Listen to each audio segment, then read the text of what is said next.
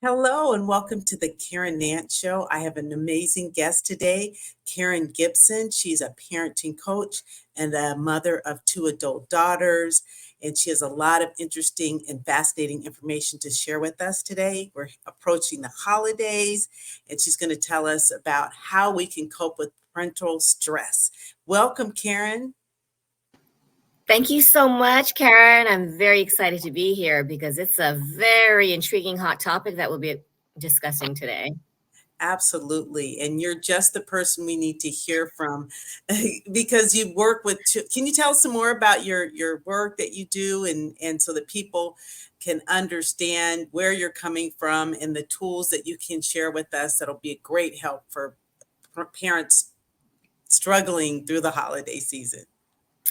Yeah, so I've been an educator for about 28 years. So I've seen a lot of different behaviors. I've helped a lot of parents. I didn't realize at the time that when you work with children, you also work with parents because they share their concerns, their worries. So in 1999, I started Brain Builders, a tutoring business. And then in 2020, I decided to launch Letting Go with Aloha. And now I'm a parent and family coach.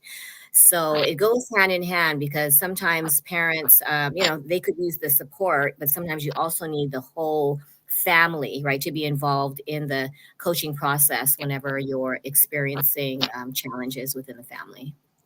Wow. So primarily you work with children, is that right? With tutoring and that type of thing. So this is a question for you. I know it's a different role when you work with the parent and trying to deal with their stresses and anxieties through the holiday season because parents want you to help their children excel in school, and at the same time the reward, right, is the holidays and it's Christmas and gifts. And so what does the parent do when the child has met those obligations or achievements, and now the parent has put themselves in that position to reward the child? How does that work when you have this anxiety that the spotlight is now on you as the parent?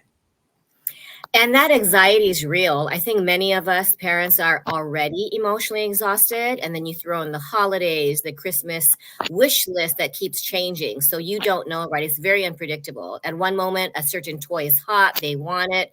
3 days later, after you buy it, they're like, I changed my mind. And you think, what am I going? It's very unpredictable. And if your goal is to always make your child happy, you're going to ride an emotional roller coaster because that overwhelm is constant if you don't, practice just these. I have three simple tips because we are so worried, I think, about disappointing our children.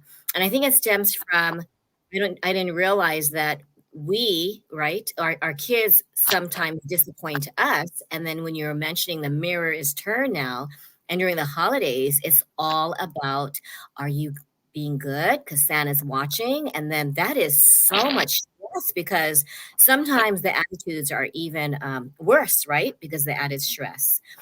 So the key is practice, and it's very simple, self-awareness. If you're not aware of what's happening, you sometimes ride that chaotic roller coaster and you feel like I need this toy or my Mm. child needs to, they need to be punished because they don't deserve, right? We do that. They don't deserve the toy. They don't deserve fill in the blank. But if we have that self-awareness and take a pause, the power of pause can be so not just reducing stress, but very healing for both the child and the parent. The second one, we all hear about it time and time again. It's self-care. I think if we don't prioritize self-care and we don't, release and recharge and reset, then we will give into that chaos of Christmas and the holidays. Wow, that's very important, and we need to take note. I definitely do. And I have two adult children, just as you do. And so people think of the holidays and the stresses with younger children, with toys and that type of thing. Do you think, or is it your experience that with older adult children, there's some stresses that surround the holidays as well, or is it just with the little children? No, I think you and I were just talking about it. It can be just as stressful, and the toys get bigger. The toys are right. It's like, is it a trip? Oh, are you going to help me pay for half of, whatever it is?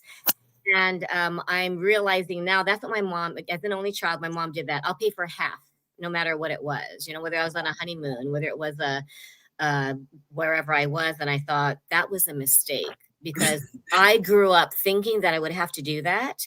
And Mm, recently, I think it's the third, I think tip I have is just self-control, because we act on impulse, whether it's emotional, whether it's physical, you end up reacting and regretting, right? You might say something, this is where you've never spanked before, you're triggered, and all of a sudden you think, wait, what just happened? Because you allowed yourself. So with no matter what age kids are, with the adult ones, and I'm actually introducing this concept to parents with younger children, it does not have to be a physical gift. I mm, look back and it was a beach outing. It was going to the movies, and it might have been expensive, but it was just the whole family enjoyed it, and everyone could buy like a treat, and then you watch, or at home. Now you don't have to go to Blockbusters. You can actually, like, get a movie, take a walk to their favorite park. I actually asked each of my family members, name one thing that you like to do. So we went to the golf range. We didn't have to like it. It was that person's choice. So we went to the golf range. Someone wanted to go to the beach, and then and just do something does not involve standing in long lines. Who would want that? And you still get the happy feelings, but you're also teaching that happiness and the holidays don't have to involve physical gifts, because that's what causes a lot of stress, finding it, wrapping it. And then what if they're disappointed? Because this always happens, right? Oh, I wish it was the blue one. Or, oh, I thought it was, yeah, I wanted it this last week. Remember, mom? I told you that I wanted and fill in the blank. And then you feel like your report card is grade and gift giving. right. That's a very important tip. I think that there's so much pressure in having a material gift, something that someone's purchased, it's brand new. And that's the focus too, right? I mean, what about something old, or something that someone could cherish, an old picture, redoing the picture? I think that you're an artist, and you do beautiful work. And so I think that's something from the heart. If we encourage our adult children and the young children, that this is something that we can cherish forever. The toys that they want this year are not going to be in next year. And so I think that these are huge tips that we all, as parents primarily, right? The kids will get it, but they will follow our lead. So I really appreciate it's self-awareness, self-care, and is it regulation? Self-control. Yeah, self-regulation, Self-control. self-control. Okay. So, because Okay. that I think sometimes gets us into trouble, because when we're triggered, self-control is probably the hardest thing to do. And then we don't have self-awareness because we're upset, and then you react.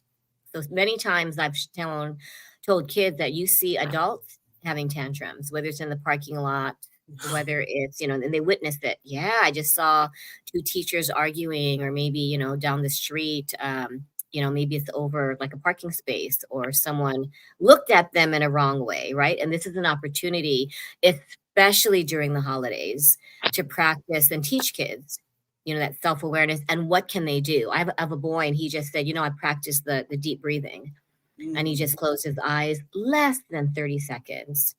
And then once they sigh, you think, wow, it's not, I've actually practiced this, with crying kids, or kids having meltdowns, or a parent feeling like, I just can't do this anymore. And moments like that probably amplify during the holidays. Right. So anxiety is not just with children and students in school, it's with adults, especially amplified during the holidays.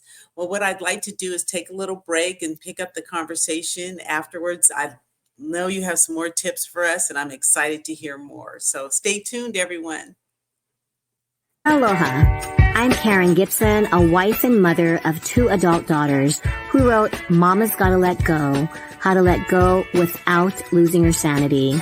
I also founded Brain Builders, a private tutoring business in 1999, whose mission is to prepare students to succeed in and out of the classroom. As a certified neuro-linguistic practitioner, I help my clients rewire their brains to improve communication and problem-solving skills while overcoming limiting beliefs. I recently co-authored The Power to Rise Above along with 29 women across the globe. I founded Letting Go with Aloha in 2019, mentoring stressed parents to navigate their journey with peace instead of pain. In 2021, I wrote 100 parenting tips inspired by the pandemic, which started out as 100 parenting video tips on Instagram and TikTok. My mission is to be an important resource for parents so they can raise responsible, resilient, and resourceful children as they prepare for adulthood.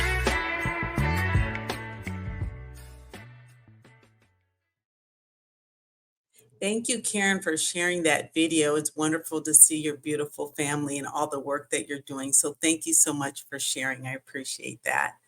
I have a question for you. You shared a Yes. term with me right before we started, emotional constipation. Can you tell us what that's about? I actually just heard that yesterday and I wrote it down and I thought we need to talk about emotional constipation because sometimes our emotions are stuck. When you're feeling stuck, it could be work related stress, it could be family stress, personal stress, but when we're stuck, oftentimes things feel like they're worse than they really are, right? So it is taking a pause, like I said earlier, and taking a perspective because when you think about it, 20 years from now, 10 years from now, even 1 year from now, is this really going to matter? And that one question sometimes eases, that emotional constipation because you're able to see perspective and say, wait a minute, next year at this time, are we really going to be stressing over whether it's a grade, whether it's a toy that you did not get for Christmas, whether your child is crying because he's disappointed and tells you, you're the worst parents over. This is the worst Christmas I've ever had. And you really believe that's an F on your report card. So that emotional constipation, when someone said that, I thought, this is real. And what are the tips? It truly is perspective and not taking everything so seriously, you know? That's huge. I love that phrase. So I have I have another question, a follow-up. So there are parents who have expectations, as they should, about how their students should perform in school.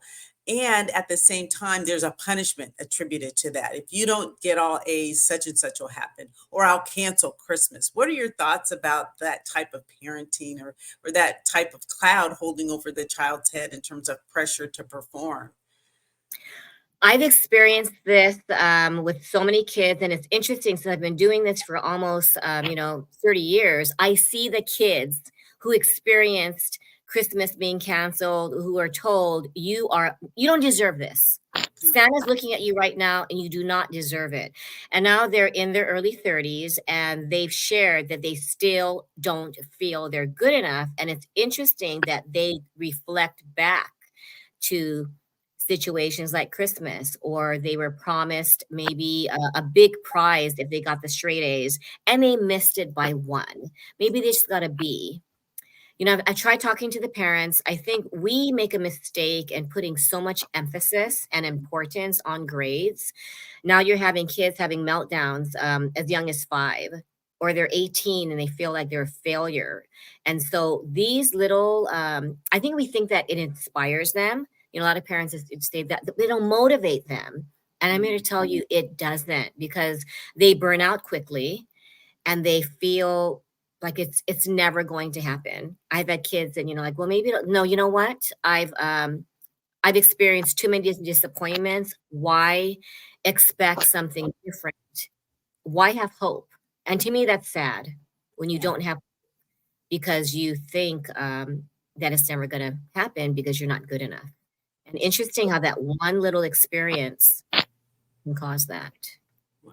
So what would you suggest to a parent who says that this is the only way that I can get my child to be motivated to do well, by holding this carrot of a gift or a promise of a vacation or something? What would be an alternative that you could suggest to the parent to motivate the child? I've tried this and it does work. I had someone and she was so adamant, and so I told her to look back at her 5-year-old self and what would she do? And she said, "Oh my gosh, I think I would rebel, or I would just say, I'm not doing this." And she paused. And she said, "Thanks for," and I didn't know how that was going to, turn out. But a lot of times, if we go back to our childhood, how would we want to be treated? And most times, you crave that emotional connection, that meaningful connection that, guess what, is not related to grades. It's not related to, getting the toy or getting a reward. It's just having fun. Fun without any material possessions, fun without even, sometimes it doesn't even have to be a vacation, you know? It can just be sitting around laughing. I remember one Christmas, I was thinking about what can we do as a fun thing, and my daughters are cracking up.